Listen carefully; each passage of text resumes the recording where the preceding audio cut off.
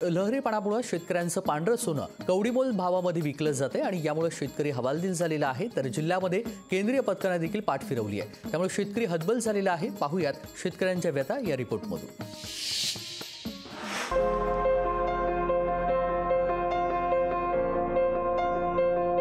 आपण आहोत शिंदखेडा तालुक्यामध्ये डांगुर्णा गावामध्ये।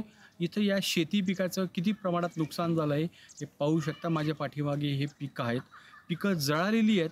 शेतकऱ्यांना नेमकं काय वाटतंय या संदर्भात आपण शेतकऱ्यांशी जाणून घेणार। त्याच्या अपेक्षा आता नेमक्या काय सरकारकडनं हे देखील त्यांच्याकडनं आपण जाणून घेणार। एकीकडे धुळे जिल्ह्यात केंद्रीय पथकानं पाठ फिरवली असतानाच अवकाळी पावसामुळे शेतकऱ्यांच्या कपाशीला फक्त 6 ते 7 हजार रुपयांचा भाव मिळतोय आणि त्यामुळे शेतकरी हवालदिल झालाय।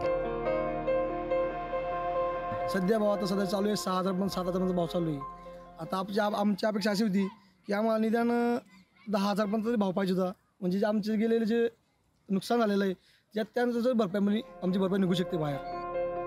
अवकाळी पावसामुळे कपाशीच्या रोपांवर पडलेला लाल्या रोग आणि त्यामुळे आता उत्पन्नात जवळपास 50% घट झाली आहे। यात लागवडीपासून ते उत्पन्नापर्यंत शेतकऱ्याला खतांचा असेल किंवा बियाणांचा असेल, पण हा प्रचंड खर्च आता सहन होत नाहीये। खतांचे वाढलेले भाव आणि त्या तुलनेत उत्पन्न आता अतिशय कमी प्रमाणात मिळतंय। तर एकीकडे कापूस वेचणीसाठी मजुरी जवळपास 20 रुपये प्रति किलो प्रमाणे मजुरांना द्यावी लागते आणि त्यामुळेच आता शेतकऱ्याला शेती परवडेल की नाही हा प्रश्न देखील शेतकऱ्यांसमोर उपस्थित झालाय। आता मजुरी लावले तर मजुरी सुद्धा मागे 250-300 रुपये रोज मागतात। आता कपाशी येण्याचं मजुरी आता एक मजुरी कपाशी 15 किलो ते 20 किलो कपाशी काढतात। कमीत कमी 20 रुपये किलो आम्हाला कपाशी पडते, येच नाही नुसती मजुरी।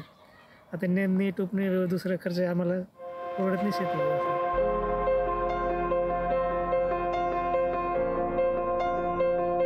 व्यापाऱ्यांकडनं 6 ते 7 हजार रुपये फक्त क्विंटलला भाव मिळत आहे। शेतकऱ्याकडनं अपेक्षा केली जाते की साधारण 10 ते 12 हजार रुपये क्विंटल भाव तरी किमान मिळाला पाहिजे। शेती पिकाचं जो काही खर्च करण्यात आलेला आहे तो खर्च तरी निघाला पाहिजे, एवढं रास्त अपेक्षा या शेतकऱ्याकडनं केलेली। परंतु आता शासन यामध्ये काय धोरण घेतं हे पाहणं देखील तेवढंच महत्त्वाचं आहे। कॅमेरापर्सन गणेश पाटीलचा विशाल ठाकूर, धुळे। लोकशाही मराठी ऐका, पहा, जागरूक रहा।